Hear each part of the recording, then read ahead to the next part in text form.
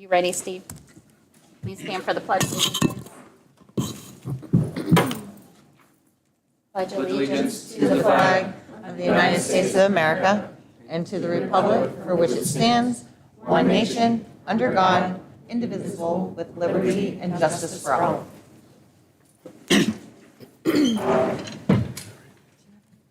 Roll call. Dr. Fike? Here. Mr. Frund? Yes. Mrs. Geyer? Here. Mr. Lizza? Here.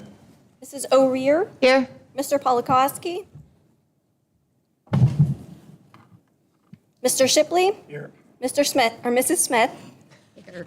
Did you say Mr.? Mr. and Mrs. Mrs. Smith. Williams? It's okay. I just wanted to make an announcement that Mr. Polakowski did ask to be excused this evening. We were in executive session prior to this for some legal matters, personnel matters. And I'd like to welcome Lori McTavish Thank as our new board secretary. Citizens' comments. Do you have any? I don't have anything. Okay. Minutes. Of May 11th, 2023 discussion meeting. Is there any discussion? Just the ones you wrote. These are the ones I wrote, yes. Mrs. Smith, thank you for Sure. filling in. Okay, and we will also be asked to approve the minutes of the May 11th, 2023 voting meeting. Is there any discussion?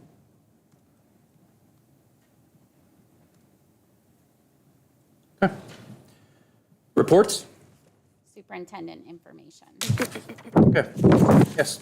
Good evening, everybody. As we got to the, we arrived here at the end of the school year. So I wanted to spend my time today kind of going over all of the things that occurred in each of the buildings to kind of close out the year. So as a principal, I spent a lot of time planning. And then when you got to May, I really felt like I was a party planner. So with all of the activities and all the different things I needed to go to, both during school and after school, it really does feel like I was a party planner at that point. And I tip my hats off to our administrators and our teachers because we really did close out the year and provide the kids a lot of activities, a lot of memories that are going to far surpass some of the things they had throughout the year. So, first of all, at SPC, we had many things. We had our usual Super Scotty Awards. I watched kids during Fun Day do all kinds of activities. I know Dr. Clara was down there most of the day for Fun Day. We had a lot of people in and out of the building that day. And then they ended their year, a group of them ended their year, I want to say it was the Winnie Palmer Nature Reserve over at St. Vincent College, correct, Mr. Hatchu? So over the past couple weeks, there wasn't a day at that building that was a normal educational day because something new, something different was happening every single day.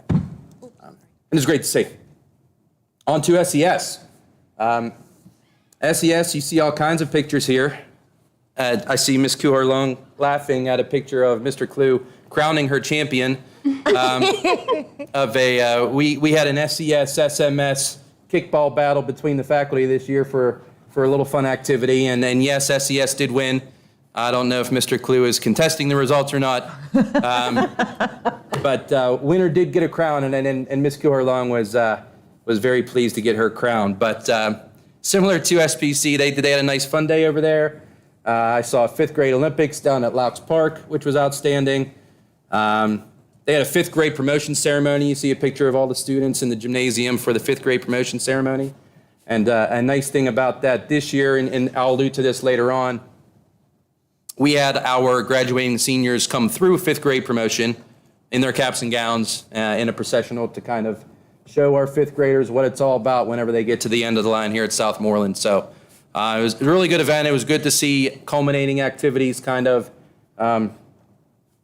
merging together to see the kids end the year. It's nice to see. At the middle school, we have a couple pictures here. We had the CTC Roadshow that happened in our gym. Which was happening, I believe, the same time as some of our student showcases, if I remember correctly. And what the student showcases were this year, and this is something new.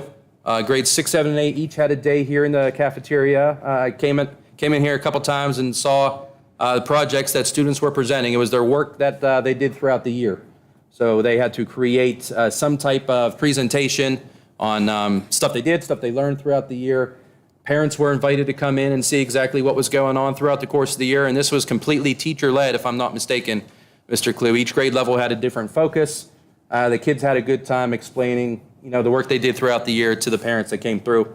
There were, I can't remember the stats off the top of my head, Mr. Clue, but there, sixth grade, seventh grade, and eighth grade all in total probably had, I want to say, 250-ish sets of parents that came through when it was all said and done, which is amazing.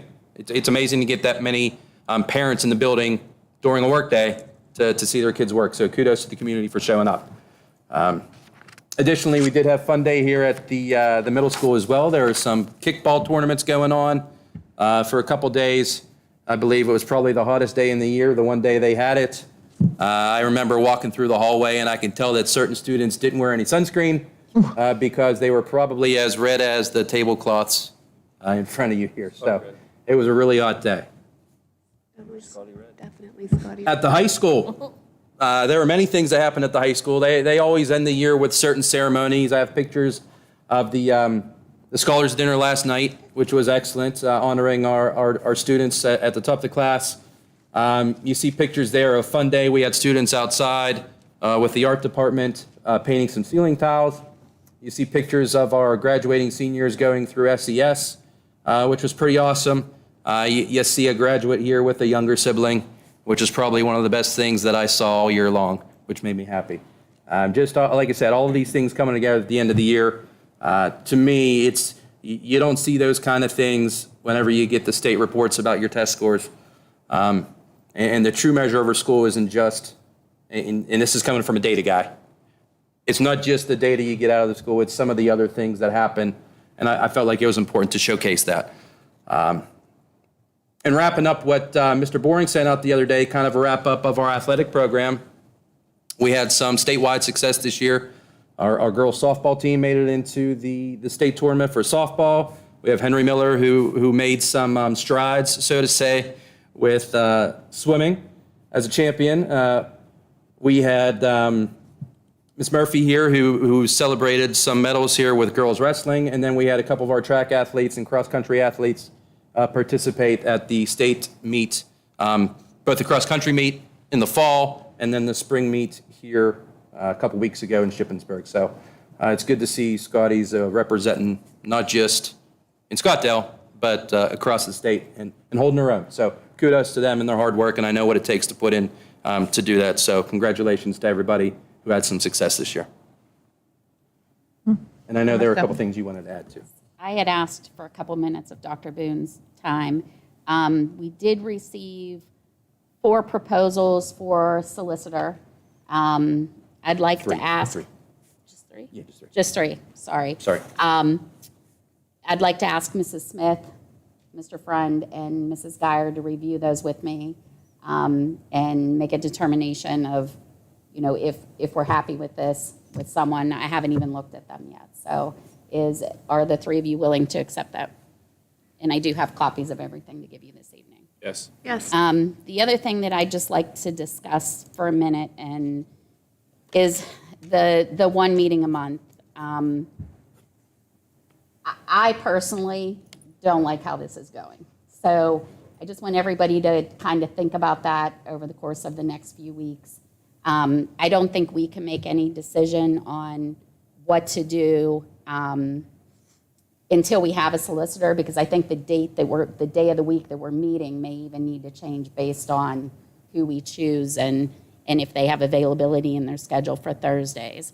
Some of the reasons why I don't like how this is, if we want to pull something from a piece of this, it's much easier to pull it and put it back on the agenda for next week than it is to pull it and be doing it right all at the same time. So I think there's some confusion. It leads to a lot of confusion. I'm looking at a paper, I'm looking up here, everybody's trying to follow along.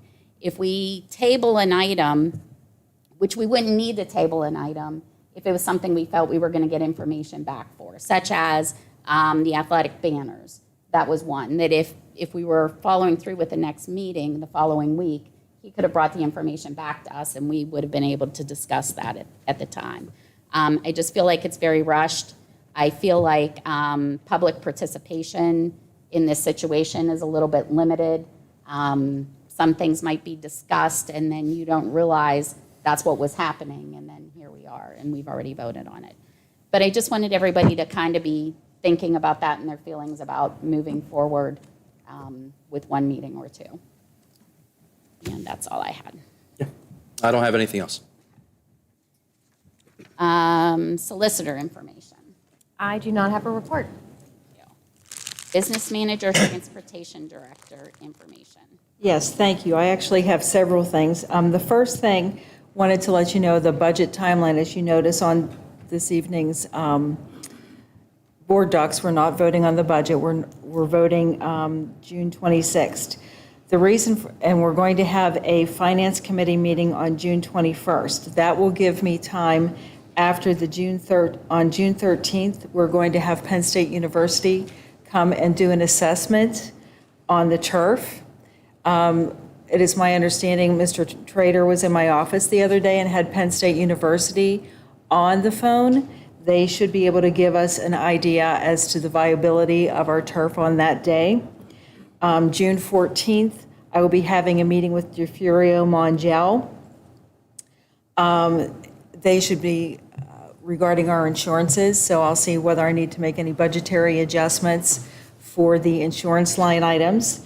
Obviously, with Mr. Boring leaving the district, I'll wait for the direction of the board to see how they want me to handle that as well.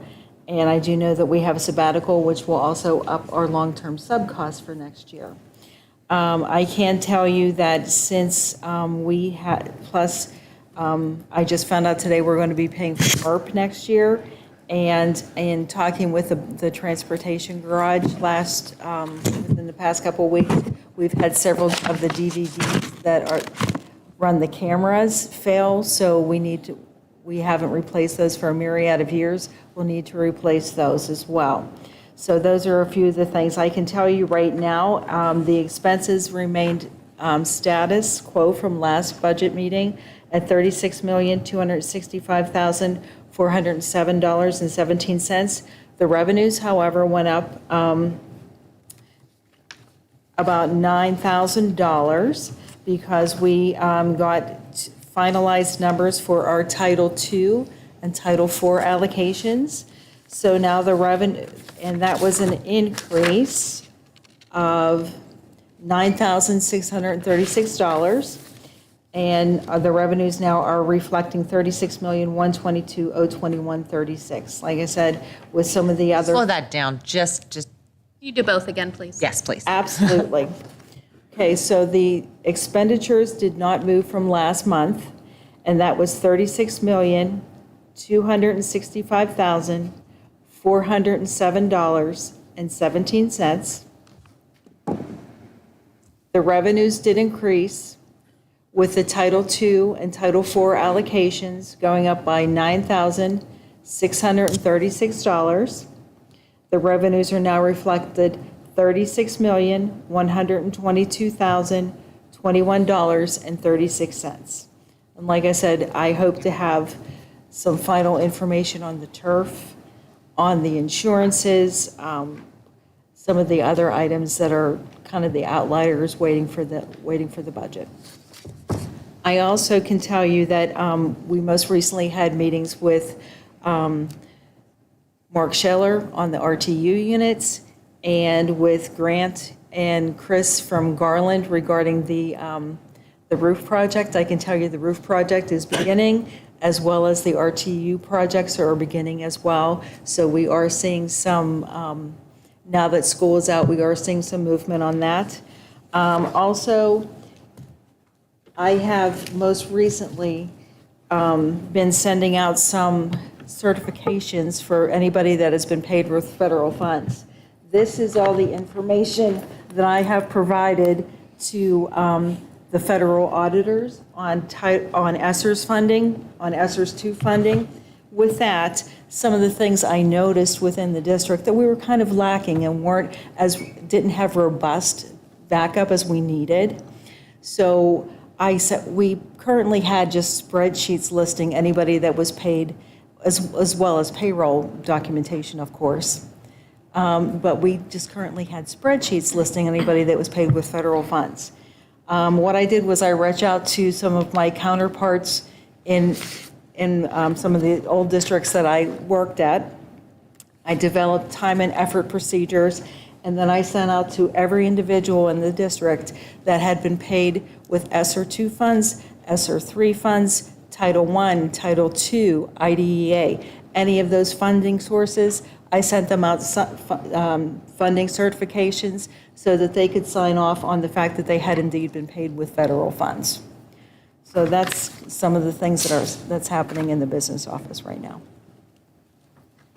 Can I ask a question real quick? The difference is about $143,000. Does that include taking anything from the fund balance? Yes, it would take that $143,000 from the fund balance. That's how you would set up, so it's. Correct. Okay. All right. Correct. And that also includes the $260-some-odd thousand that if we are indeed doing the turf Right. project, that we would be moving from the capital funds into the general fund to help fund that, to help fund the turf project. Okay. Oh, and also, one thing I did forget, Mr. Trader provided me, I know one of the things that was asked of us to find out how much it would cost if we took the turf back to regular grass and put in sod field. And I can tell you, it's staggering. The quote that he received was $1.4 million in which to do that. But that's just the initial cost. That doesn't include taking That- out the leach bed. That doesn't include the sprinkler system.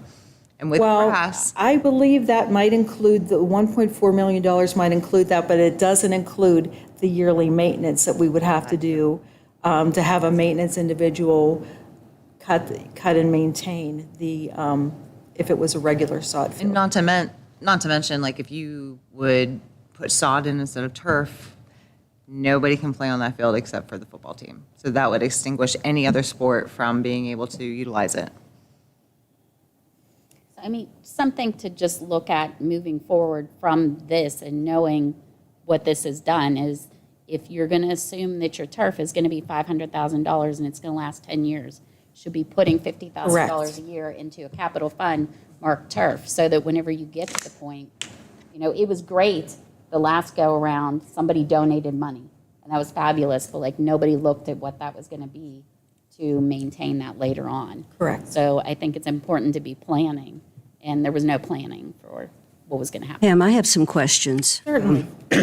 How does an employee know whether they're paid with ESSER's money or money out of a regular fund? Unfortunately, that is something that we were lacking in the past, Dr. Fike.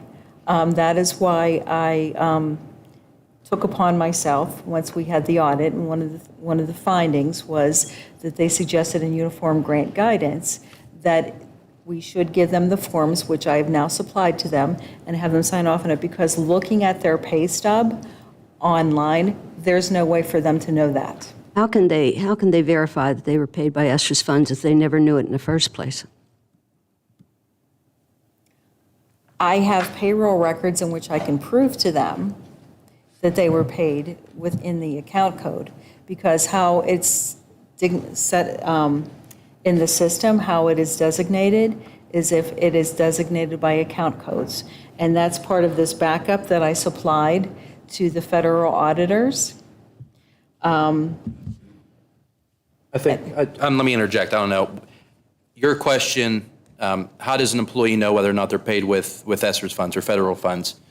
Did you, I'll ask Pam, did you give everybody a blanket form to fill out, or just those that were paid with ESSER's funds, those forms? Just those that were Okay. paid with ESSER's funding, Title I, Title II, and IDEA funding. Well, some of those have been going on forever and ever and ever, so they know that that's federal funding. But when you talk about ESSER's, which is a grant, it goes back 3 years now, and people had no clue that they were being paid by ESSER's money. Now, And it some was- people had a contract that said, when you're paid by ESSER's money, at the end of this date, you no longer have this job. And there were That some is- of them, that but is there were a correct. lot of other people who are now being told that they've been paid ESSER's money, and they're saying, I never knew that.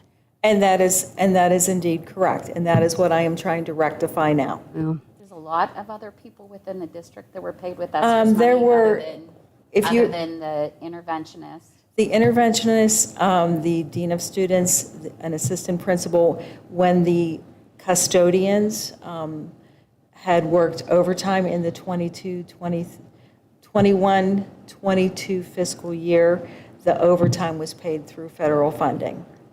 And it makes no difference to them, really, in the big scheme of things, how things were paid. It does those matter, people- it does matter to them. I've been All those told, but- people we hired knew going in that they were Right. paid Correct. with ESSERs. Correct. The custodian's overtime doesn't matter, that's not their employment. Correct. Right, so it's not like once ESSERS is done, anybody's going to be blindsided by losing their job. Or that they have to pay it back, or that they pay taxes differently. Right. Or that they do anything other than fill out a form and create stating that. Pam, I have questions about this paper that we got in our agenda. It's about ESSERS 3 funding. I understand the first one, ESY costs.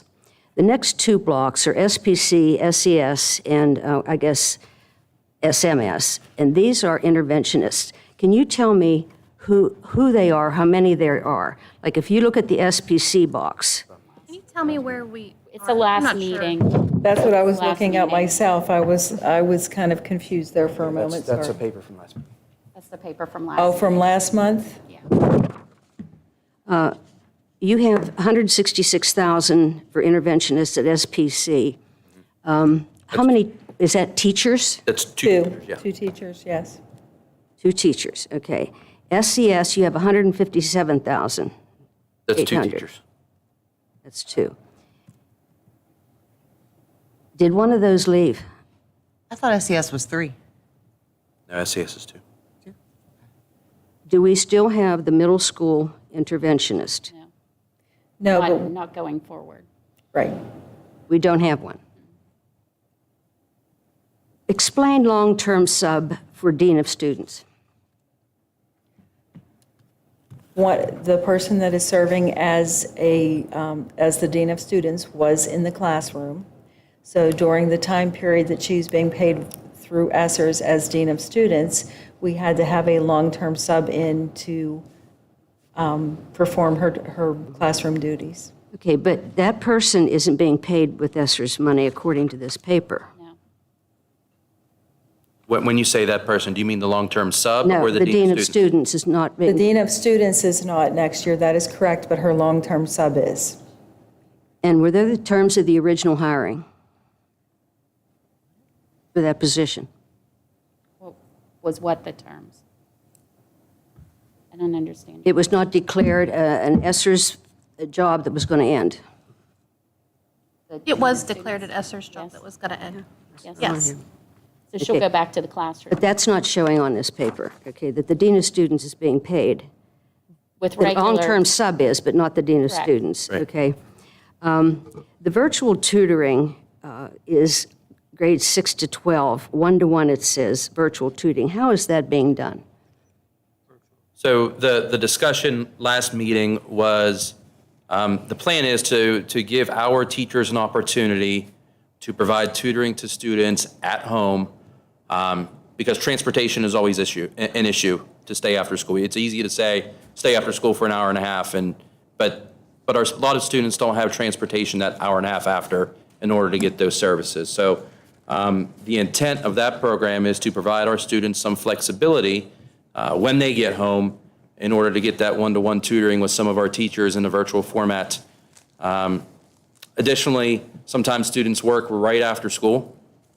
Sometimes students have sports right after school, and their schedule doesn't open up until later on in the day. And we're hoping with this program to kind of provide some flexibility for students to get that extra tutoring assistance This is whenever very they need it. This is a very small amount of money, so if the teacher does some tutoring, they turn in a bill or something like that? Yeah. There's only $17,000. Well, there's only, so that's the part of ESSERS that had to go for an after-school Yep. tutoring kind of work. It was earmarked. You couldn't use it for anything else. If you don't use it for that, then you lose it. Okay. Which curriculum are you buying for $200,000? That still remains to be determined because in my estimations, we have a lot more needs than just $200,000 worth of curriculum needs. And you have like almost $200,000 here for software. What does that include? So that includes software that we typically pay for out of the general fund, from my understanding, that Mr. Pushkar puts into the budget that we use for certain things. And we can codify that, we can use that and have ESSERS pay for it this year. Next year, that same amount of money is going to have to go back into the general fund, and we're going to need to try to fund that. Yeah, that was my general fund. question. It's $200,000 for that software. It says 100,919. Right? Okay. Oh, okay, and now high school books and periodicals, $750. That's small. What is that? That's one classroom of books. It's not even a classroom of books. That's just something, it's an additional resource for a teacher of some sort, is what it is. It's not a primary resource at all. It's too small of a number. And $657,000 plus for technology curricular resources. Yeah, that's what Dr. Clara presented these last month, and when he presented these, he spoke of the interactive panels for the classrooms. Right now, we have teachers presenting with projectors onto walls, onto the window shades. They pull down the window shades and they'll project onto the window shade. Or a sheet. You go to Kmart and you get a sheet and you hang it on the wall over your posters. And you project onto that. When we get this ESSERS money, it comes with a letter or something telling you what you're allowed to spend it for, right? Yes. I have never seen that. I have no clue how this is regulated, I guess I want to say. If you would like Same to. letters on. I was going to say, if you would like me to print out a book of the rules and regs for ESSERS, for the ESSERS ARP, the most recent one, I have one in my office. I'll gladly share it with you. Okay, and it's a list of things that are allowable. It kind of gives you categories and explanations. Okay, because my concern all along has been that the least amount of money is going for interventionists. That's just been my concern all along, because I believe that we really, really, really need academic help. And We couldn't find people to hire. And people that we did hire, because of the circumstances around us with a teacher shortage, some of those people left for permanent jobs. I mean, we literally could not find people to hire for these positions. I'm well aware of that, but you're saying that the interventionist at the middle school is gone now.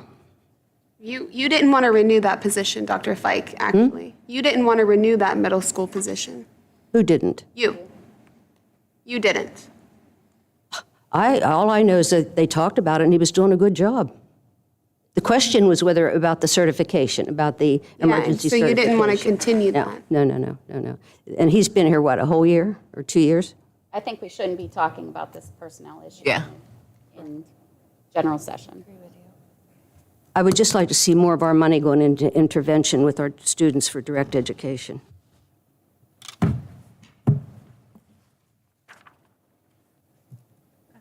That's all you have, Mrs. Mondal. Where are we at on the agenda now? We're at CWCTC reports That was last. on this month. So we had a meeting last week. We have 2 students, I believe, going to state skills competition, which is a fantastic thing. 4 students going, Dr. Fike says. No, I was just talking to the teacher who's taking them. They're going to Georgia for the nationals.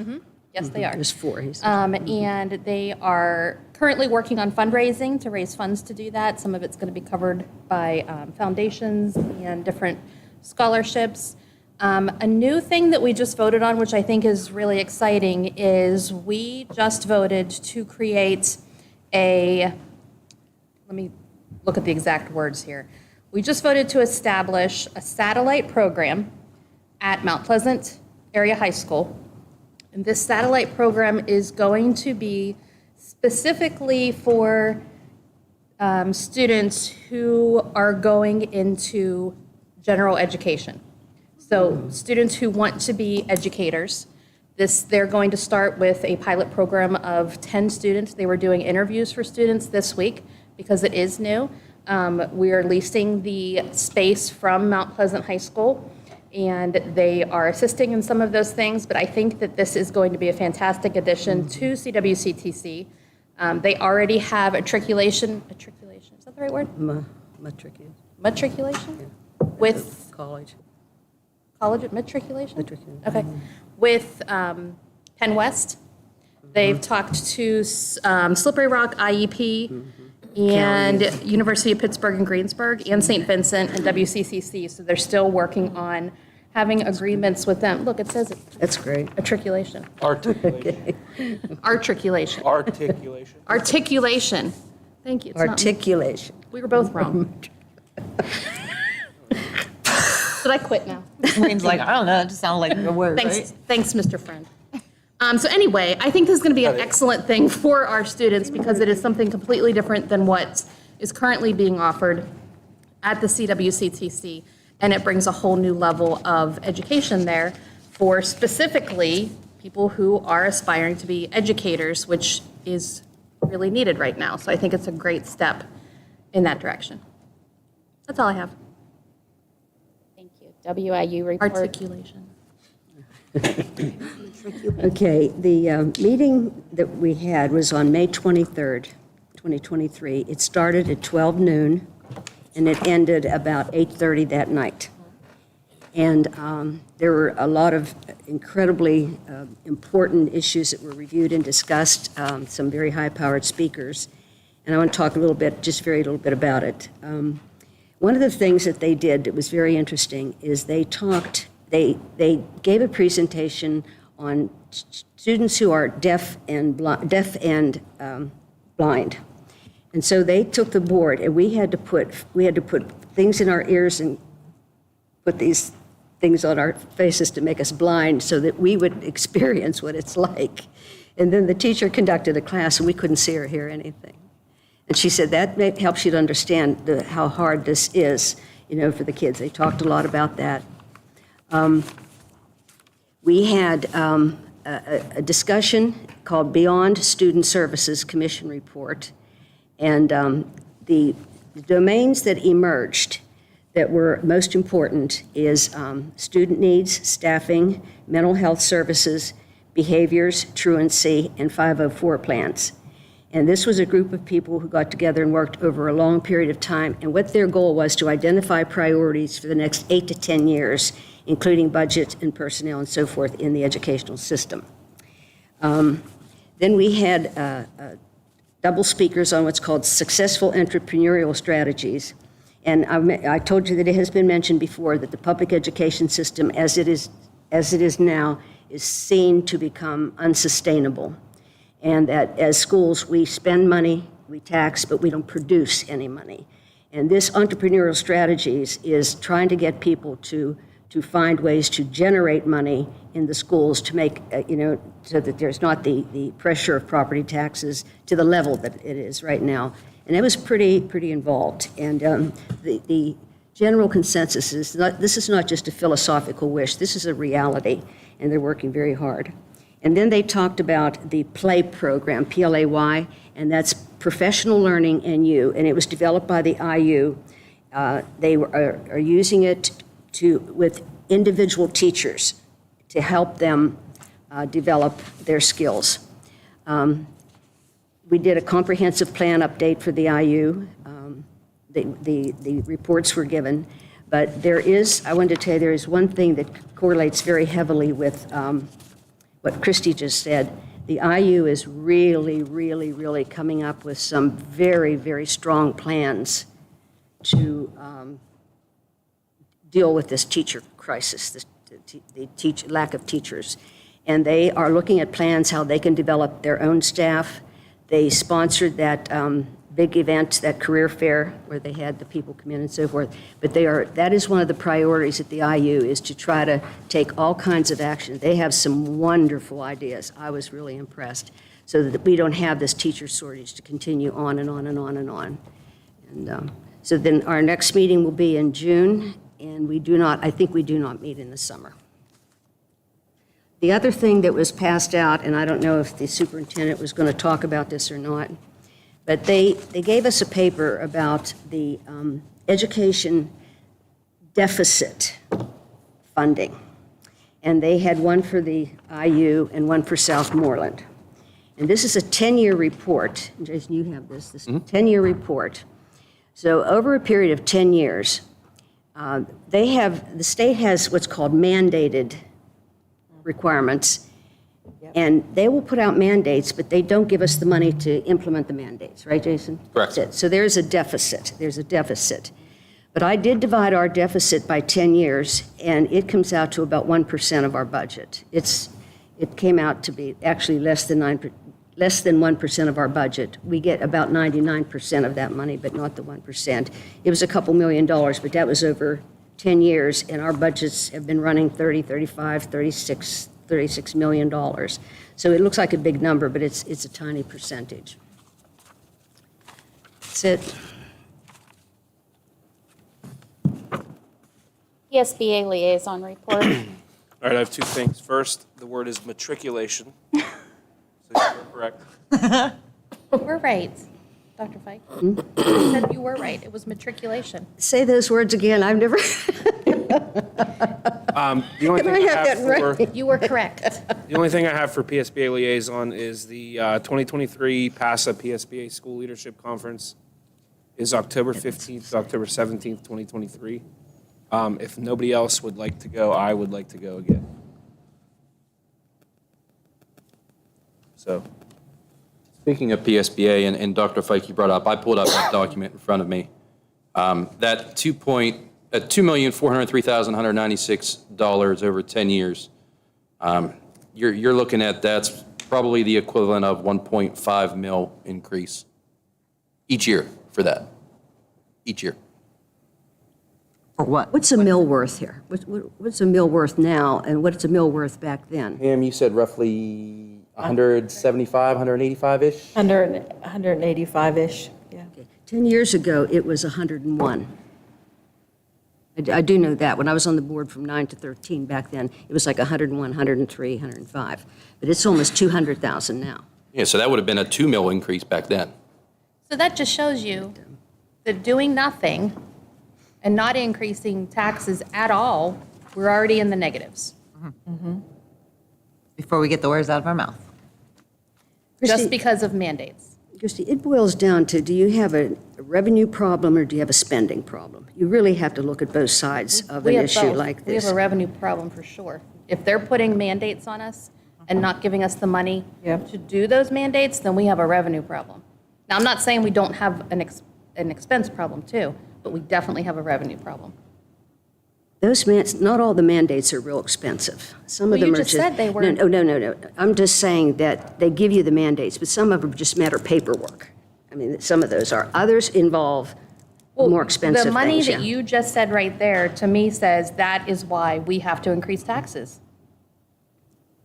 I guess I don't feel the same way. I think we need to take a long, hard look, and people have said to me every time, give us the answer. How do we save money? How do we? So I think, I just want to say some ways that we have saved money on this board, because maybe it wasn't budget time, so people didn't listen and people didn't pay attention to contracts that were negotiated and things that have happened. So just since I have been on this board, Act 93 has taken a pay freeze. SEIU took a pay freeze for a year. The teachers were without a contract for a little over a year, and whenever they got their step, instead of taking a full step, the teachers took a half a step. The Act 93 agreement people are at a 1.6% increase in their contract. 1.6%. That's horrible. Do I think that was what they deserved? Certainly not. But we also looked around at what this community is, and that's where we are. Some of those people within that agreement, 3 to be exact, probably didn't even get a 0.5% increase. It's probably a 0.0 something percent increase. The last superintendent contract that was negotiated at 4% salary increases throughout the term of the contract. The new superintendent contract will be at 1.6%, just as our Act 93. Now, to add on to that, could Mrs. Mondock remind us how much health insurance went up, just our part? 8%. 8%. That is insane. What's that number? Do you know the exact number? Can you I look that don't, up while but I I can- still talk? The On top of these mandates. Right. Most of the employees in the district now, I think, are paying 10% for their benefits. I believe the teachers' union is not, and I'm not sure if we got SEIU fully to the 10%, but we are working our way towards there. We took out some language in the secretary's agreement that allowed them to have insurance continue after they left employment here. That was a huge increase to the district. So we are doing things to save money here. We have no control over the fact that we've paid so much more money in electric and so much more money in natural gas to heat the buildings. We don't have any control over how much we're paying for paper. Every piece of paper. For fuel. At one point, we couldn't even get somebody to bid on paper. We did because this year. paper was so expensive. The price of fuel has gone up. The bus contract is going up. I mean, everything is going up. So I just want the public to know that there are many, many things that this board has done to try to control spending. Those are pretty significant things. Michelle, I'm looking at way bigger things than this salary or this salary or this thing. What is it you're looking at then? You want to put this district on a path of financial security for the next 8 to 10 years and limit property taxes? We have 1,000 empty seats in our buildings. Close Alverton. We should be Where would we should put those poor kids? in the 1,000 empty seats. Where We are should- there 1,000 empty I'm seats? speaking. First of And all, I'm asking you a question. I don't. They're all over the place. Where? They're in there. Where? So, What so I did school? a paper and I didn't bring it with me, but I'll talk about that a little bit. Yes, You let's do overburden not our have teachers the even more. seats that you think you have. So seats are being used by interventionists. Seats are being used by a YMCA program before and after school. Seats are being used by guidance counselors. We've moved some of our admin to the high school. So there's a study, I had it with me the last meeting, I didn't bring it with me this time, that the district paid for to determine where empty seats are and what the viable plans could be. So in that plan, we still had Roughdale. Roughdale has since been closed and sold. In that plan, one of the suggestions was to move first grade over here to the elementary school and to add on. Also a cost to the district. Now, right now, with how, I looked at Hempfield today, and I think they went from somewhere in the $90 million range to $135 million now. It's just the increase in building supplies. So it was to add on and put first grade there and take kindergarten and put kindergarten on the third floor of the high school. That was one plan, because there were a lot of empty seats on the third floor at the high school. Other plans were to move your fifth grade over here, and we looked at that. And eighth grade to the high school. And then move eighth grade to the high school.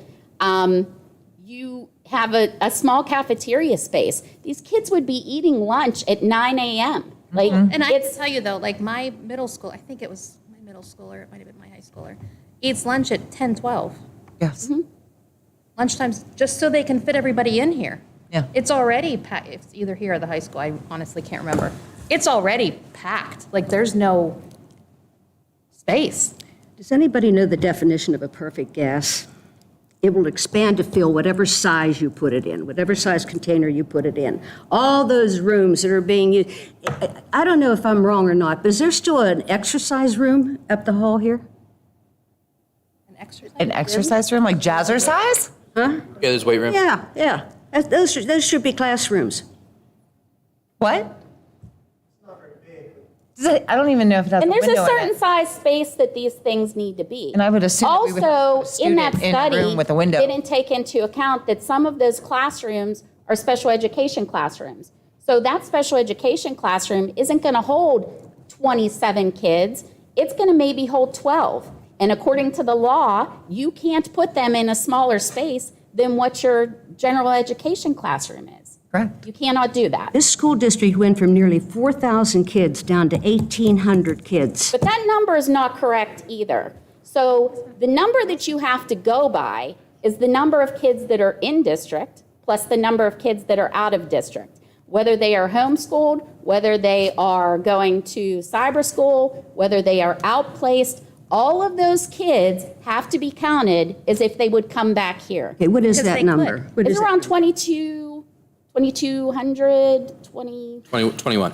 yeah. 2,100. We went from nearly 4,000 to 2,100. That's When almost was 50%. it 4,000? No, she's saying 2,100 kids who are in like charter or, 2,100 No, that would no, be back no, here it's everything. total. right, that's But what I'm when saying, were like we that are 4,000? outsourced, basically, that would come back. No, total, like what's here Oh, and what okay. would come back. Okay, But yeah, when was the number thank you for reiterating 4,000? Was the number 4,000 when we had the junior high across the street from the high school, and we had Roughstone, we had Alberton? Like, how far back are we going for 4,000 students? We've been losing 1% of our students every year for the last 25 years. So I don't Okay, know that 1%. it's been a loss every single Look, year. We've never had 4,000 kids in this district. We have, that's 307 per class. You know, I have We've never pictures, I graduated have that. We pictures don't from a have yearbook. 4,000, well, it doesn't matter. I have pictures from a yearbook in here. Teachers with 42 kids in their classes, their whole. They were picture- overburdened. Okay? They're successful now. But anyhow, what I'm trying to say is, if you have any thought about the long-term good of this school district, you will take a long, hard look at what is the future. You can't continue to tax and tax and tax and tax and tax and spend and expect it to go unnoticed. And, what are we getting for our dollar? What are we getting for our dollar? I also like a think child we that gets can't think of the educated. future of this would like district and continue to cut and cut and cut. Our students have already had a lot cut. There's really been a lot of things that have been cut. We can't think of the future of our students and continue to make cuts to educational programs. Reconfiguration does not mean cut. There's no way to logistically reconfigure what you have here. It was poor planning on the people that built this building to not plan to move kindergarten and first grade over here in the building, which would have been more appropriate. Now there's no room to do that. I certainly don't think it's appropriate to put kindergarten on the third floor of the high school. Nobody wanted that. I don't think I don't there think it's was, appropriate to put eighth graders on the. The on third floor feasibility of the high study school. said that those were options. We never there- even considered that. but there wasn't an option, I don't believe there was an option in that feasibility study that didn't cost the district money. I didn't Like, see it. right, that's what I'm saying. It didn't So- close anything. It didn't close anything. No, there was an option to close Alberton. There was an option to There were close like four Alberton. different- And it was but to had to add on. move students over here was going to cost money because you need to add on to the building. If you move kindergarten to the high school, that's going to cost money because you're going to need other places for those students to eat. You're going to need common areas for them that there isn't over there. Keep doing what you're doing. Keep raising taxes, keep spending the money, keep doing it. I don't think Keep doing it. anybody is just out to do that. I think we're just, We're just bad people I mean, I think trying to that, run a damn district. I think that we're trying to do things What a shame. efficiently, and we're trying to do things that are safe and best practices for kids. Best practices for kids is not 42 kids in a classroom. That's definitely not better for anybody here.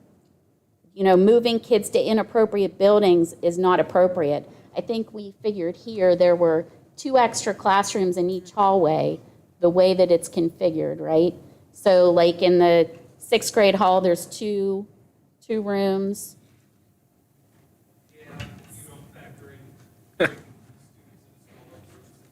So you are using the room, but like they're not classroom per se. So there's 2 in every hallway. So, and this building is configured to be hallways for each grade level. So it was poor planning years ago to not move everybody over here to one campus. I'll remind you, this district was on its way to financial ruin prior to COVID. And, all the ESSERS money that we got was a godsend because we were able to kind of get back on track. So where we are now, leaps and bounds ahead of where we were, thanks to ESSERS. And I think every move we make now is to maintain, the fiscal responsibility to not be headed down the path for state takeover. Correct. We listened to 3 different people tell us that. We had Mr. Turnley, the auditor, we had David Patonic, and then we had our state audit, whenever they came in, it wasn't a finding, but that was discussed with us as well in that meeting, so. And also, let's just get out there. We are literally doing what we are allowed to do to maintain a school district, to allow it to thrive. Like, we're not doing anything that goes against a law. Do I agree that there needs to be different funding from the state? I certainly do. They need But they need to step up to the plate. Amen to And in the that. meantime, we have to do what we need to do so that we're not in financial recovery, because that's very hard to recover from. And then somebody comes in and takes you over, and what you want for your district is no longer going to be able to be what happens here. So, is that all you had, Mr. Friend? That's Sorry, all I had, yep. hijacked your report. Nope. I forgot what category. PSBA legislative report. I reported last month. We only have a meeting every other month. Okay, thank you. Committee reports. Buildings and grounds, we haven't met. Mr. Polakowski isn't here. I did do a little bit of research on the turf. Gave some information to Dr. Boone about where to go to have an outside company, it's Penn State, does that GMAX. GMAX testing to see the shock rate on but it's not, what did you tell me? It's not the first time, it's like the 3rd time that their head would hit. Right, the what way impact they is. design the test, they take weights and drop them, and they never take the results of the first drop, they drop it a series of times. So they see by that 3rd time what that shock absorption is. Because you can always fluff it up and do stuff, and make it nice. But they want to see after it's been played on and people have fallen on it and pressure's been on it, what that shock absorption is. And they do it on, I can't remember, a number of various spots on every field, and then everything else is random. So there's a series of spots they test it on and get an overall average of how safe your field is. So, and that's, and. And they don't sell They don't us the sell. turf. No, they just have done a study on that, so they will be coming out to take a look at that.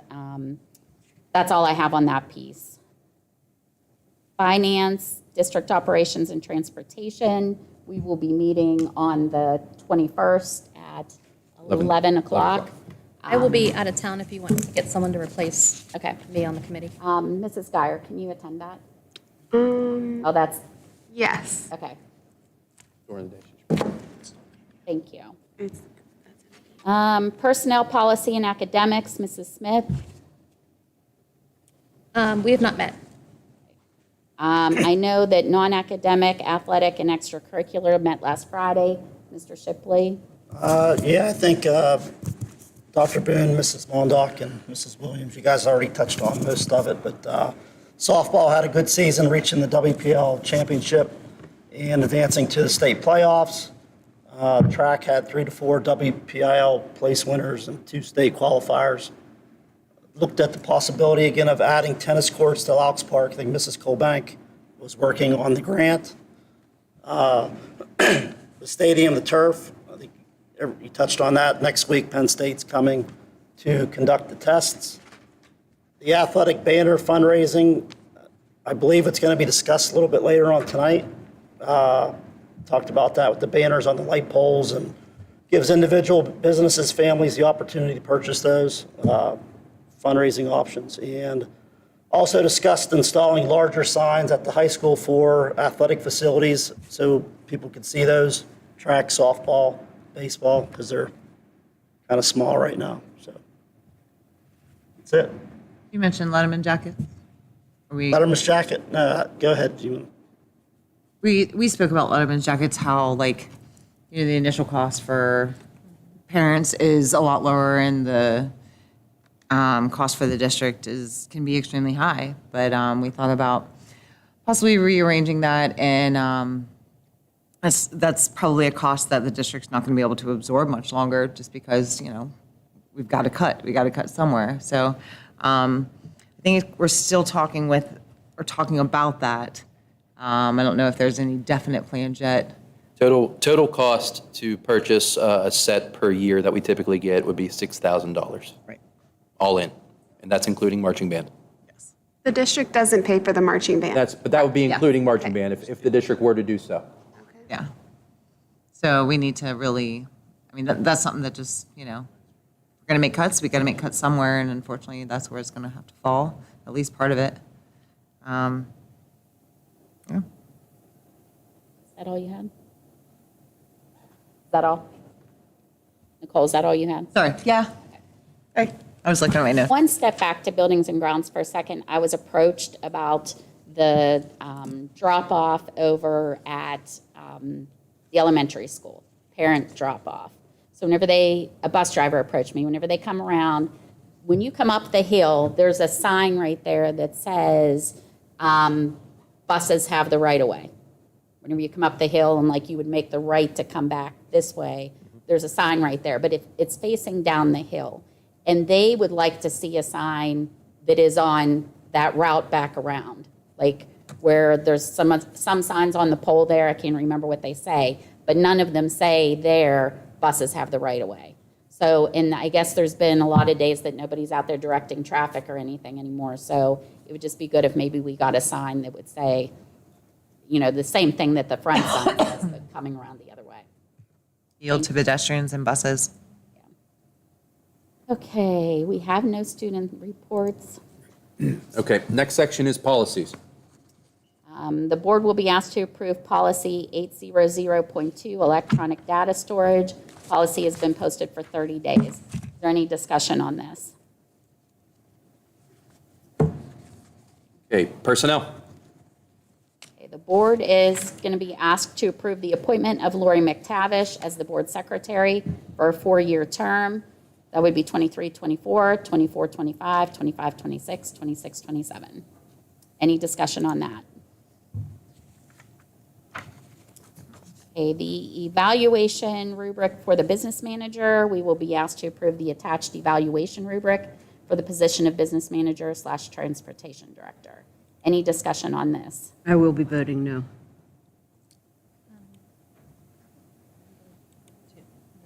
Okay, God, thank you. Okay, any other discussion on that? Okay, personnel log for June 8th, 2023. All salaries are included and all clearances are current and on file with administration. Is there any discussion about the personnel log? What did you say to do again, as far as like if we wanted to pull or if we wanted to Yeah, so instead of individualize? pulling it, we'll just, after everybody votes yes, you can vote yes except to, and then you can vote no on that. Okay. Is that okay? Yes. Yeah, I just couldn't remember how you had said to do it again. Any other What was the discussion? final decision on athletic director and phys ed teacher? We're only posting the athletic director position right now internally right now, correct? Are you accepting the resignation of the health and phys ed teacher? That'll come later. That's later down. Yeah, that's in the personnel log. It's on top right here. But they're together. That's just like, Mr. Ansel up top has multiple supplementals, so we just list them all together. Are you going to move that athletic director down to supplementals? Or for posting or what? Yeah, down here at the very bottom, posting supplemental athletic director, yes. Okay, but you're not going to accept the resignation or post the We other, are accepting the resignation at the top, but you're not going to advertise for it? correct? Or post it, I guess you have to post it, right? Posting Within for the district- supplemental part of In it. the district. Yes. Yeah.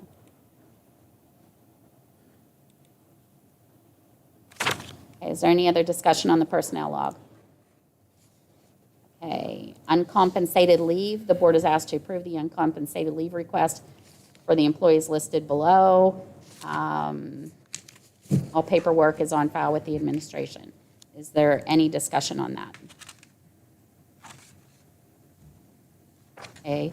Item number 5, the board is asked to approve the MOU with SEA regarding extended school year wages. Is there any discussion on the MOU for ESY?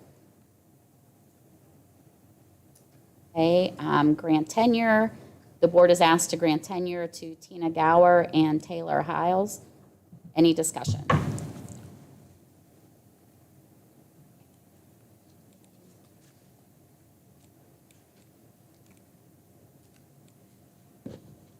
Sorry.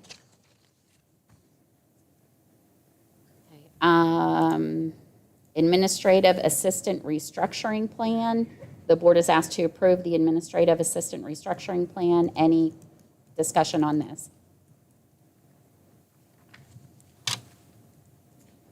Okay, next section is education. Student settlement agreement. Will be asked to approve student settlement agreement number 001-2022-2023. There's nothing attached there to review to know. It's part of executive content Oh, because it's that's about a that. student. Okay. I thought it was something different, sorry. Is there any discussion there?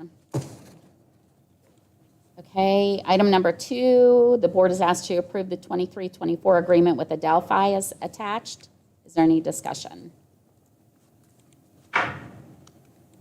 Item number 3, the board is asked to approve the 23-24 agreement with Achieving True Self. Is there any discussion?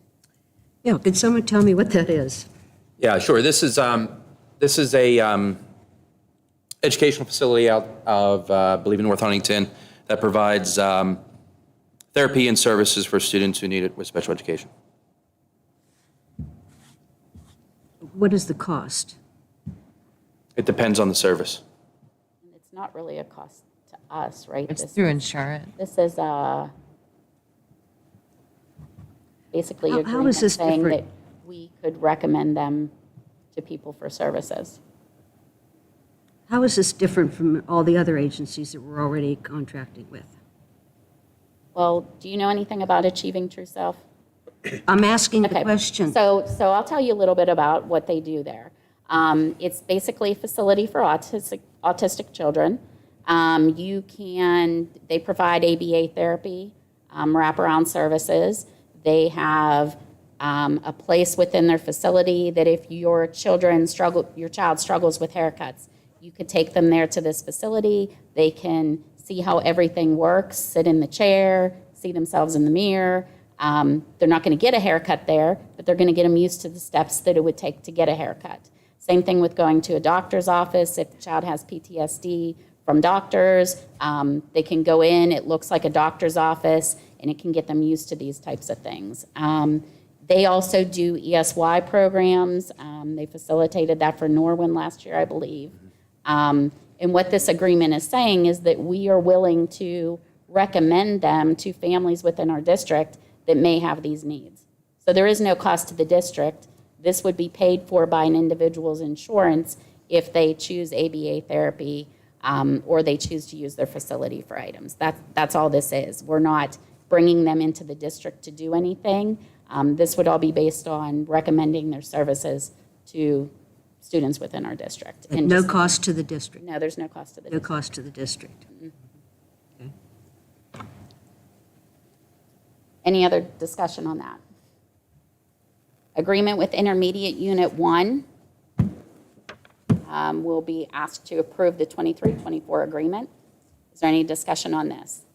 We have an IU here. Why are we using IU1? Right, this is for students, if we have students that are in an outside placement, that falls within the catchment area of Intermediate Unit 1. So if we have students that attend any schools that are outside of Westmoreland County, their employees have to service our kids with related services.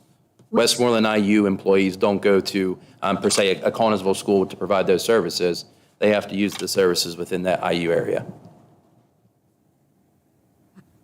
How many people go to IU1 from Southmoreland? So the way to ask that question would be, how many students go to a school that IU1 services, I guess? They don't go to IU1 directly. They go to a school that IU1 Okay. provides the services From to. Southmoreland, how many are there?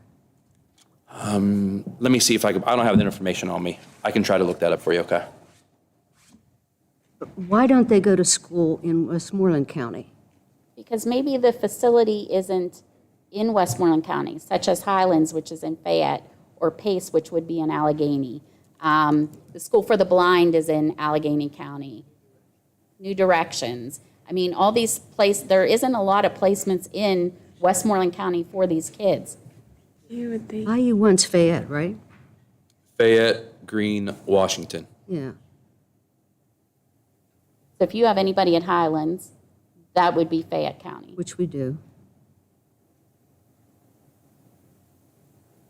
But the services, they're offering something that we can't get in our own IU, is that right? They Correct. won't come there. They cannot go to another It's not in their county. coverage area. It's not their coverage area. IU1, Or there's not seats in a program within our county. That's another issue, too. That's my question. Does Westmoreland IU not provide services that the IU, No, they provide all the same services. But what you're not, so. But this is So for people Westmoreland who go County out of our county. therapists, so a TVI that works for WIU7, I'll just use that as an example because it's my own example. IU7 has vision therapists, they have more than one. IU1 has a vision therapist, and if you opt not to go with IU1's vision therapist, you cannot pull IU7's vision therapist. Because they cannot go across county lines to provide services. my question is why the child isn't in Westmoreland IU. I know about the staff, I'm talking about why the child isn't there. Because the child isn't in Westmoreland County. Why? So the question, Because there wasn't a placement for them in Westmoreland County. First of all, I think we're getting a little too specific. with okay, we children are that getting have too in our specific, system. but let's just say that I make a decision for my child to not attend a school in Westmoreland County. That's any parent's prerogative of where they attend.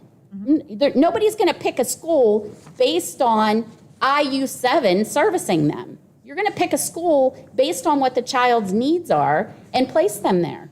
And you're not looking at what county they're in.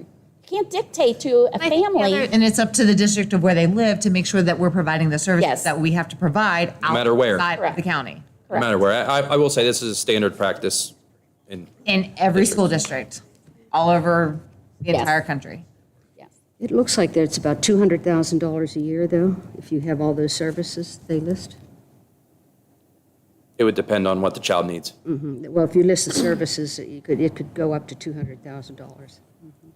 Well, that can happen in our IU as well. yeah, if Yeah, it it's happened the in same for a Westmoreland kid County, that we'd be is paying the same placed amount of money. here. It would just happen in Westmoreland County. So let's If put the it in child's this here, Paying perspective. it gonna either cost way, the just, same we're just A deciding school who we're giving district money to. in Allegheny County, okay? Say they have a child that comes here into Westmoreland County. The WIU would then have to provide Correct. those services, and Allegheny County School District would have to vote to allow the WIU to do that. Correct. Exactly. And if the child was in this building, we would be paying WIU7 to provide those services for that child. So they're not getting services simply because they left this building. Is there any other discussion on this? And let me just say one more thing. We're required to do this by law. We don't have a Yes. choice. Yes. We shouldn't even have to vote on it because it's not a choice. We have to do this. Okay, item number 5, the board is asked to approve the 23-24 agreement with Private Industry Council for pre-K counts. Is there any discussion on this? If you don't know, this is a program in our SES building. Item number 6, the board is asked to approve the 23-24 Student Assistant Program Agreement. Any discussion on this? Is that free? I know they're, I can speak to part of that. It depends on what level of service, and the way the model is changed and is currently changing again for next year. I know that there's new leadership at the county level, and they are using grant money to fund the program so that there's no cost for schools. Oh, good. Is that for 23, 24? I'll follow up with that information, but it was supposed to be for the 22-23 school year for schools who did not pay yet. It is my understanding that it is for 23-24 school year, but I can find that out for you guys. Any We other? were, I'll add, I'm sorry, we were supposed to have a meeting with our school counselors and the director at the county level, the new director at the county level of Human Services 2 weeks ago, 2 weeks ago, but he had to cancel with another commitment, and we're going to meet again just to overview the program, any suggestions he has for changes. And our counselors kind of just wanted to meet with him and kind of give them their suggestions as the guy who leads the program overall in the county, as the boots on the ground here at Southmoreland and what we need. Anytime you have a school like ours that crosses county lines, it makes county services interesting and difficult, which I've experienced before. So they kind of just wanted to meet with him and let them know how the plan actually works in schools since he's new to the position. Sorry. Next section is finance. Item number 1, the board is asked to approve the treasurer's report as attached. Any discussion? Item number 2, the board is asked to approve the general fund board summary report as attached. Any discussion? Item number 3, accounting and food service check summary listing. Any discussion? Item number 4, the board is asked to approve the awarding of the bid with the WIU Joint Purchasing Consortium for multipurpose paper from contract paper. Is there any discussion?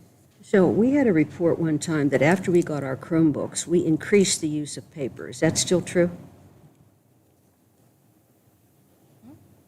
Do you think we're using more paper than we've ever used? After we got Chromebooks, we used more paper.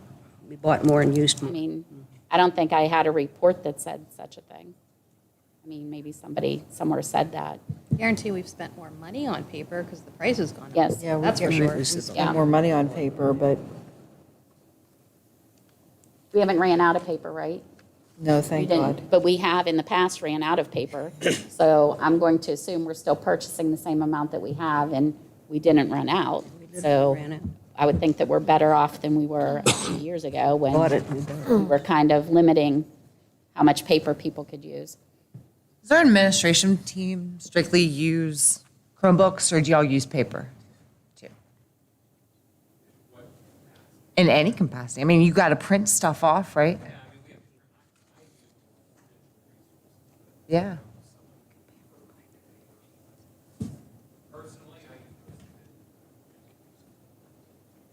But it still exists, right? Like, as far as paper goes and stuff, you have to. Like, I mean, it's, okay. Sure, yeah. Okay. Thank you. Pam's got 3 rings down there in that folder, just saying. Yes, at least. Okay, any other discussion on the paper?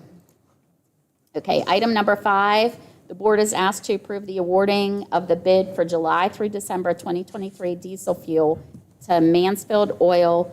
The WIU Purchasing Consortium for Fuel has identified Mansfield Oil as the lowest responsible bidder, meeting or equally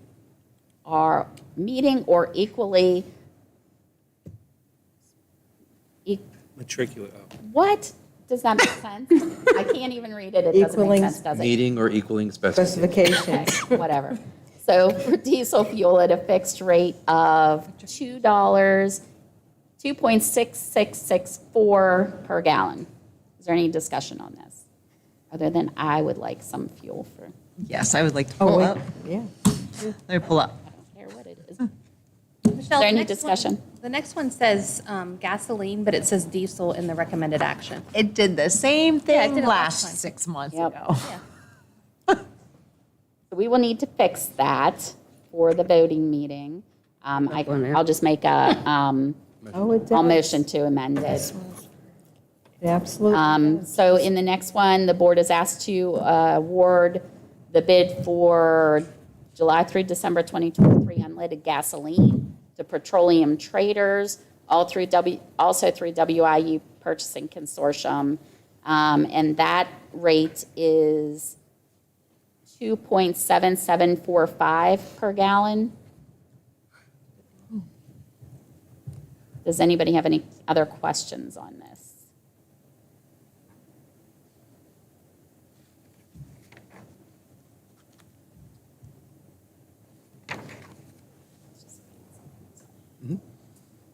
Will they ever do longer than 6 months, or is that just like the normal? No, it's not. We did it because we thought maybe we would get a better price. Did we get a better price? We did, yeah. Yeah, I and think that's, from last 6 months ago. yes, correct. So- Yeah. And that's what we're hoping, that the market softens a little bit. And after, because we all talked about it as business managers and opted whether or not to go for a full fiscal year or to go for 6 months. We opted to go for 6 months again. I think it's good. I say we stick with the 6 months. 276. Or, we'll just pull my comment. It's cheaper. Okay. Any other discussion? Jot that down. On the course. Item number 7, the board is asked to authorize permission for the business office to establish a money market account for the capital fund. Is there any discussion? Yeah. Can you explain to me why you're doing that? When we initially got the funds for the capital project, if you remember several months ago, I asked to do a laddering of CDs. These CDs are now maturing, and instead of putting it in a regular checking account, which earns minimal interest, I want to put it so that we earn money on while we're waiting to pay our bills. So it's just a mechanism in which to, instead of locking it up for an additional 3, 4, 5, 6 months, which I did initially with the CDs, this is just a way for us to get more interest. What's on the our- rate? What's the rate, Pam? Off the top of my head, I don't remember what it is. I'll have to look into that and get that to you for next week. 4%?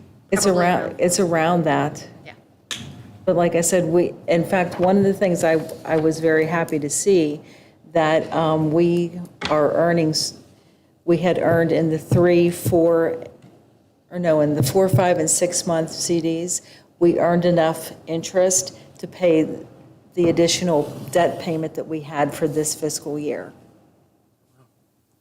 which was $50,000. And we don't want to do CD because we need to be able to access the money, Correct. correct? Correct. We need to be able to access the funds because we're starting on the projects as we speak. They started on the roof, they're starting on the masonry work, Right. all of those type things. So we have to have the money liquid and available to us, but at the same point in time, I want to get as much interest on those funds as I can.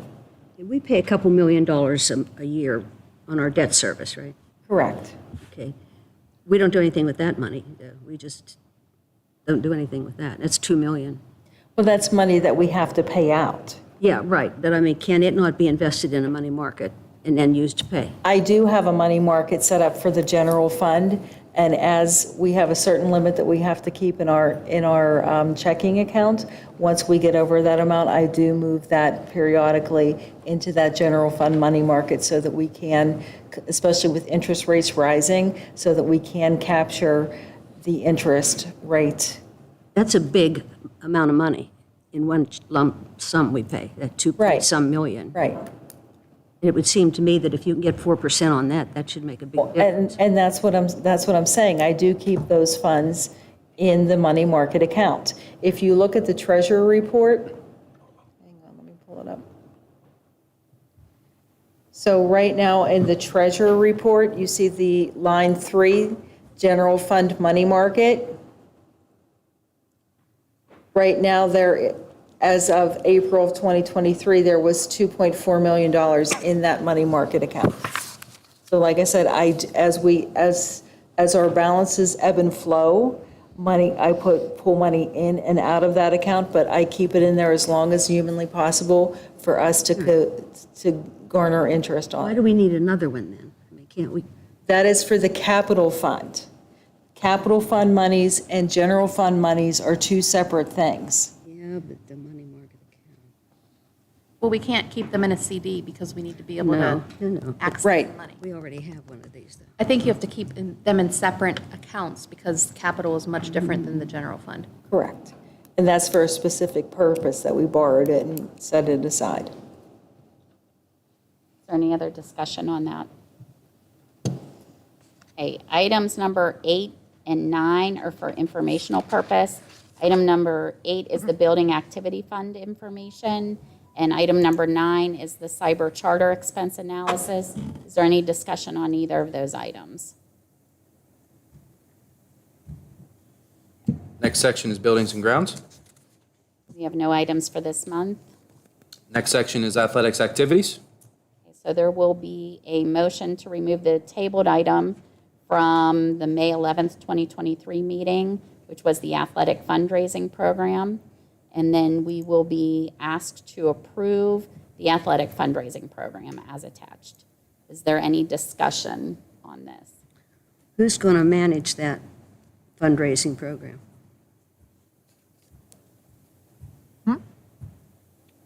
I mean, for right now, until we get a new, until Mr. Boring leaves, Mr. Boring, once he leaves, it'll have to be either myself or Mr. Krofcheck, until we get a new athletic director in place. That was my, Okay, yeah, Mrs. Spear, our athletic administrative assistant, could also help with that, yeah. so somebody else will take over that Yeah. fundraising program. Yeah. How do you decide where the funds go?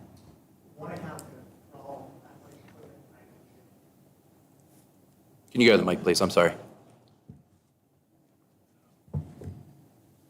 Question was, how do you, I'm sorry, the question was, where do the funds go, So right? if girls' tennis buys the bulk of these banners, it wouldn't go to girls' tennis. Well, essentially, it would go to one account code, be used for whatever equipments we needed. Letterman jackets, if we decided to go that route with those, would come out of that account. Or if a certain team was in need of new uniforms or their equipment that didn't get in the bid was needed, it'd be used to help supplant that equipment cost. So we'd try to be as fair as possible, whatever team or program needed certain equipment, so we're not favoring one over the other. I think we've done a good job. You can talk to Mrs. Mondock about it, but make sure all teams have the necessary equipment they've needed over the last 3 years to make sure they can have what they need for the seasons. Is there any other discussion? There was a question last meeting, how many light poles there are, and Mr. Trader and I drove around the other day. We had a lovely little trek across all of our campus, both of our campuses, and we have 39 light poles, 8 at the stadium, 20 at SHS, and 13 here at the middle school, elementary school complex. So there are some districts that just put 1 per light pole. There are other districts that put 2, 1 on each side. So we have the availability to have 78 pole banners. I think the question was already asked also, how do these get installed? Do we? So I asked other districts about this as well. There was discussion at the athletic activities meeting about working with our local fire companies, East Huntington Township, Scottsdale Borough, and kind of coordinating with them to help us along with that. I'll be the first to admit that's going to take a little bit of work to make sure everybody's coordinated and get that done, and if they're even willing to do so. When I ask the other districts how it's done, they say, listen, we just rent a lift for 2 days. It takes 2 guys 2 days to put them all up. Yeah, essentially you'd order all the banners at one time, so you're doing it all in one Yes. swoop across the district. And the you first have a time will be, deadline. Yeah, there'd be a deadline set to have all orders in for that school year, and then you Yeah. reopen at a later time. That makes sense. and the Yes. first year will be the most difficult putting them up because you're installing the bracket. Well, yeah, and so you have the cost of the brackets and installing the bracketing. Once the brackets are in, it's a much easier process to get the banners up and installed. Does this plan include the scoreboard stuff? No? It's just banners in the gym and stadium, and then banners on the street poles. This is not where people put ads on the scoreboard. Correct, there's not. Any other discussion? Okay, Okay, closing exercises. citizens' comments? Okay.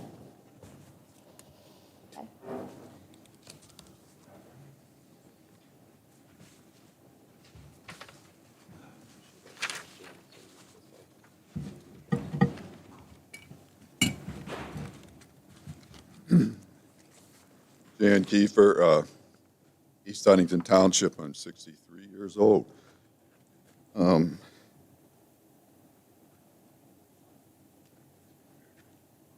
concerned about the outdoor air pollution situation.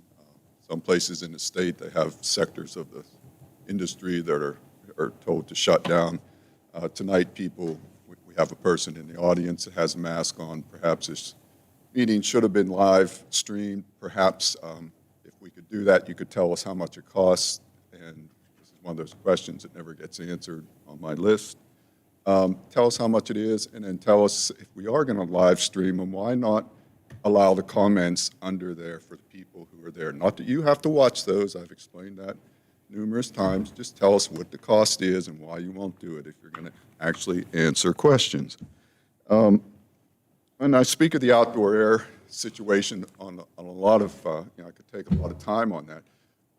I've personally experienced that when I traveled in India and saw where we could be next. And the next level is not anything like we are now, but that's certainly in the cards for here. But it brings back the issues of the masking situation, what your criteria are, why you're going to wear masks or not, and the filtration system in the building. If it's garbage outside, are you cleaning it on the inside? And if you are, we would like to know what your filtration system is. And I could go on about that, but if no one else on the board's interested, no one in the administration or faculty or parents, then I've made my effort. So the price for the grass, I'd like to see that posted with your agenda and stuff. If you're going to give $1 million, or I don't know what the number was, to put down the grass, I'll take that contract. And I've done that type of work. And remember, Penn State is not going to speak anything against the artificial turf industry. And I've heard you talk about concussions and falls and dropping things on the surface. I want to talk about someone who skids on the surface, gets the nanoparticles that are in this chemical surface that you put down for the kids in them. And if no one does, and I'll just assume no one on the administration gives a S and no one at parents, and the issue is just not going to happen. But don't act like you haven't heard about it. Boy, I need more time. So again, I'm 65 years old, and I have, it's sometimes in my life, I was running around with the average age of 83, 85-year-old. I had this little gang of people that I rode with, and it was really the time of our lives. It was a productive crew. So 10,000 autistic children when I graduated from high school were down to 39. Now, that's not your problem, of course, but it has nothing to do with your vaccination policy, which is the big ticket item on that. But it has other things you do, your food policy. Is there any other citizens' comments? Need a motion to adjourn. So moved. Second. All those in favor? Aye. Aye. We're going to take a little recess in between meetings.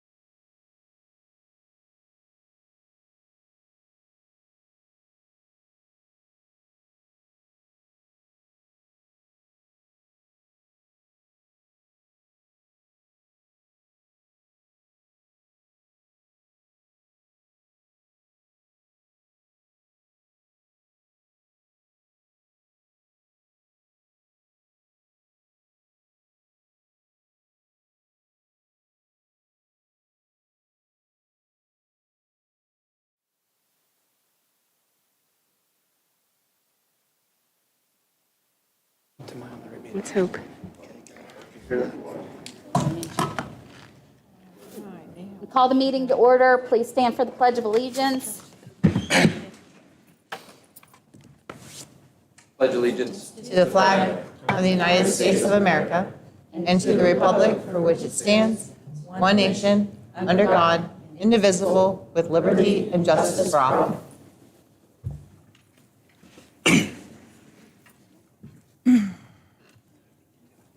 Roll call. Dr. Fike? Here. Mr. Frund? Here. Mrs. Geyer? Here. Mr. Lizza? Here. Mrs. O'Rear? Here. Mr. Polakowski?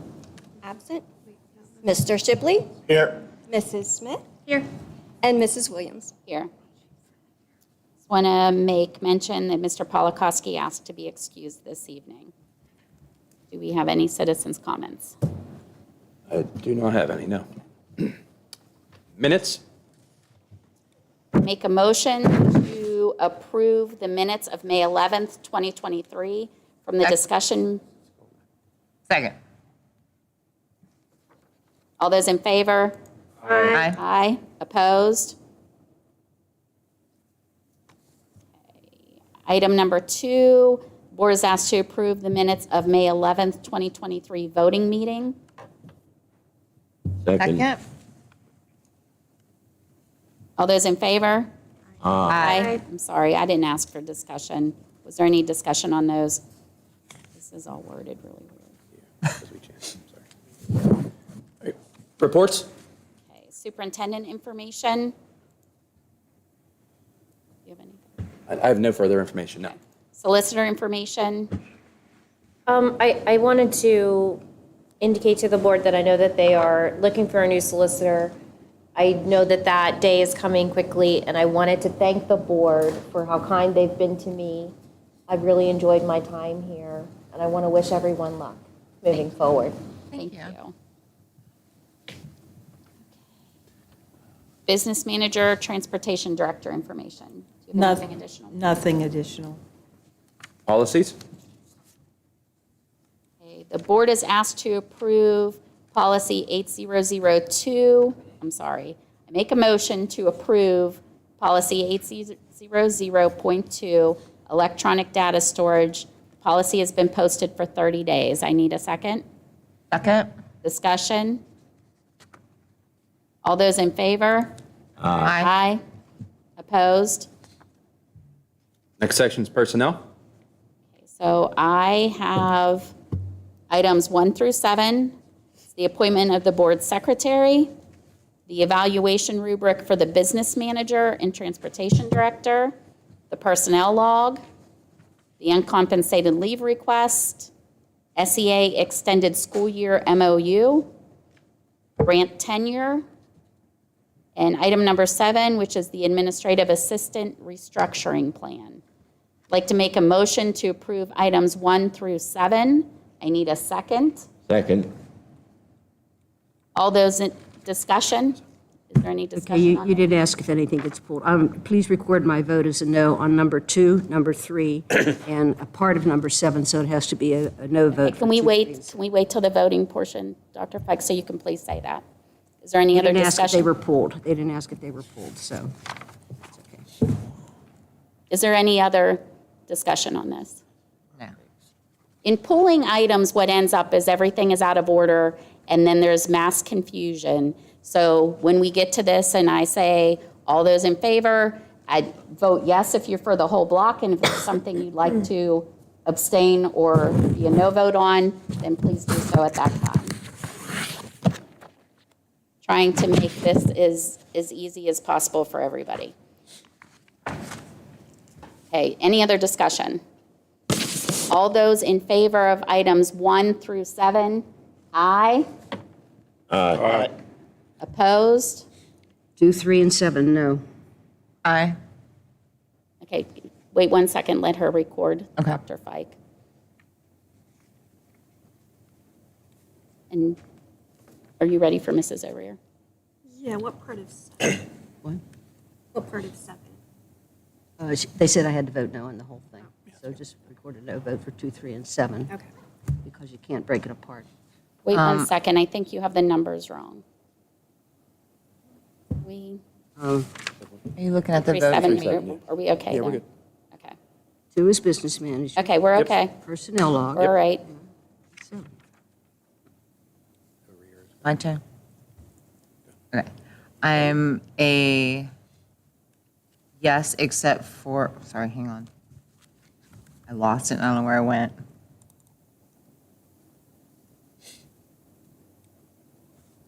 What number is that?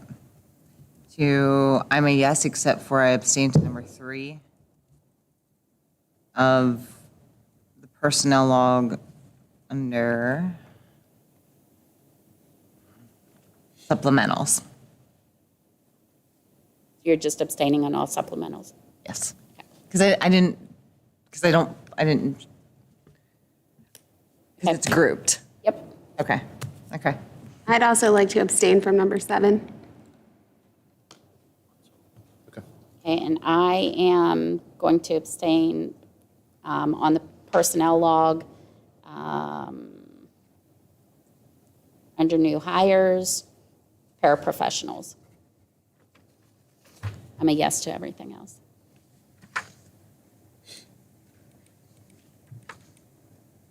So how We does have that enough work? for Does it 7 to pass? Hang on, yeah, we've got to. So who abstained on 7? No. Dr. Fike? No, I voted no, I did not abstain. With a no on it. No? Yeah, I'm a Dyer no, not abstained. abstain, but I'm a It's a no. no. Motion 7. You're a no on 7? No. I'm a no on number So only 3. 2 people voted no, correct? Only Yes. 2. I don't know. I'm so confused. Crazy. Can you just raise your hand if you voted yes to number 7? 1, 2, 3, 4, 5, 6. 6. Thank you. 6 yes, Yes. 1 abstain, 1 no, And 1 absent. 1 absent.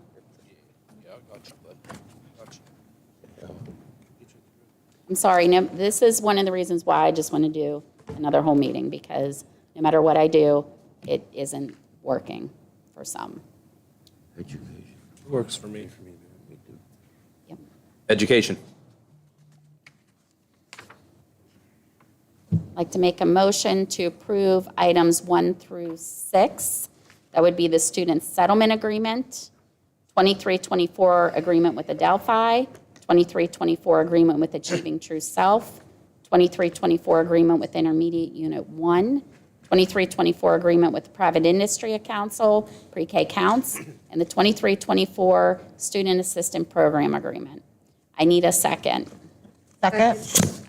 All those in favor? Aye. Opposed? No on number 4, I don't have enough data.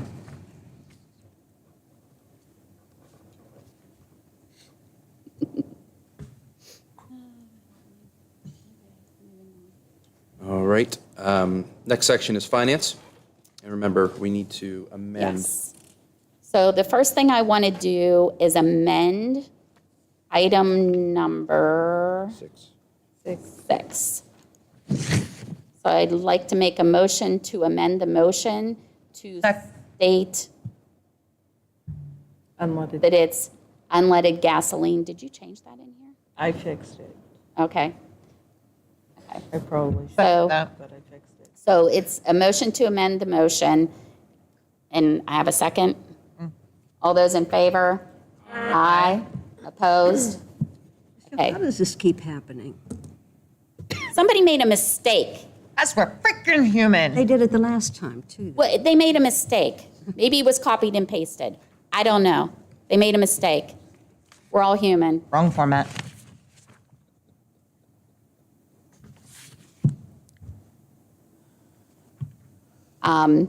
So now I can just approve the block because now the motion is amended. Okay, so I am going to make a motion to approve items 1 through 7. That would be the monthly board treasurer's report, the general fund board summary report, accounting and food service check summary listing, awarding of the multipurpose paper bid, awarding of the diesel fuel, awarding of the gasoline, the establishment of a capital fund money market account. I need a second. Second. Discussion. Smith was first. Smith was second. Discussion? All those in favor? Aye. Opposed? Okay, and then items number 9 and 10, again, are for informational purpose. Is there any discussion on either of those? Okay, Buildings and grounds, we have no items for this month. athletics activities. So I'd like to make a motion to remove the item from the table from May 11th, 2023 for the athletic fundraising program. I need a second. Second? Any discussion? All those in favor? Aye. Opposed? I would vote no on the, wait a minute, on, what are we voting on? What are we? I'm voting to remove it from the table, The banner program. the banner Yeah, program. okay, good, okay. So yes. Yeah, it's a yes for that, but I'm voting no on the item. All right, so we got 8-0 for that one. Okay. Then moving on, the athletic fundraising program. I'd like to make a motion to approve the athletic fundraising program as attached. I need a second. Second. All those in favor? Aye. Opposed? No. One quick question, though, I did have, maybe we'll establish this at the next athletic meeting, but did we talk about when we would start this up? We're thinking possibly next school year, like, It was, Mr. Boring wants to send it out tomorrow if you guys approve it. So send that out tomorrow and then. Yeah, And have a deadline. the hope is to have these up for fall sports. fantastic. Okay. It's I don't all- remember if it's you all said that in our online? last Things meeting. online, Pam? For the Well, Metro? the pay-to-play is online right now, but if we put this on as well, I can work with the bank, we can develop a form, and we can put it right online, and it's right there. And I will say the pay-to-play, our constituents, the parents have basically embraced that, and every day I get more notifications where people have went online and paid to play, which makes our life easier. Oh, much We don't have to easier. worry about the cash or the checks any longer. Fantastic. Lovely. Woo-hoo. Improvement. All right, closing exercises. Sorry. Citizens' comments.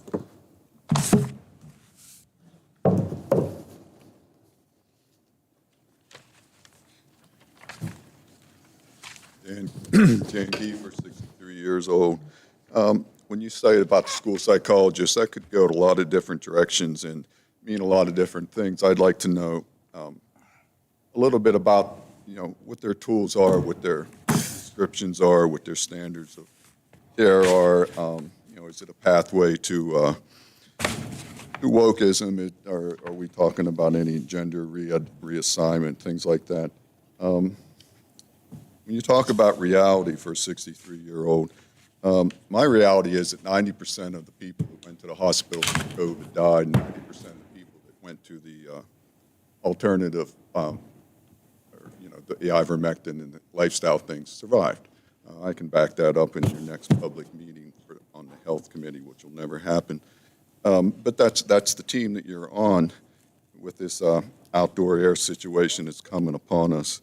And also my reality is that if you ask the graduates and the parents of the recent graduates who are parents, second generation, about the Bill of Rights, they won't tell you much. And if you ask them why our Bill of Rights has become obsolete and trampled on in the last year with technology, you'll not get an answer there. And I'm not sure most of the parents or their kids can make change if they had to work at the turnpike. And I think that's probably why they put automated people in there. Thanks. Are you literally bashing our students? Stop the clock. I'm not gonna sit here while you bash our students. Please don't do that. You say whatever you want, just don't bash our students. They're not ignorant, because you are, for that comment. Don't bash our students.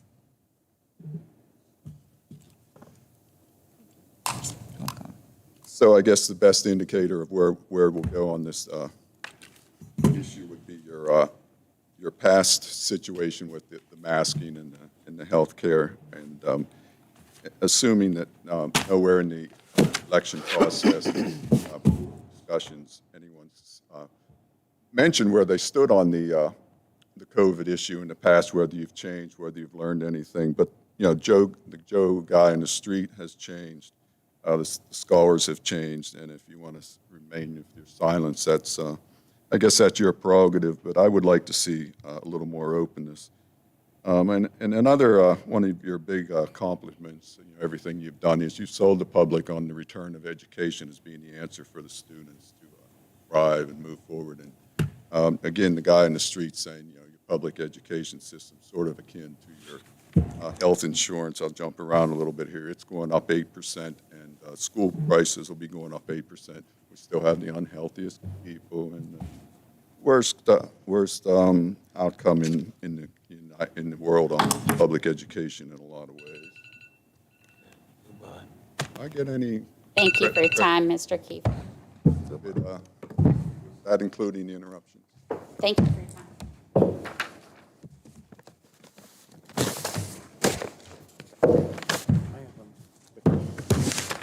Oh, I had one quick Sorry. thing. I need a I'm sorry. motion. I didn't adjourn, I'm sorry. I had one quick thing I forgot to mention in my spotlight. Our graduates, our class of 2023 earned approximately $1.3 million in scholarships as they leave us. 1.3 was the number I got. Wow. That is awesome.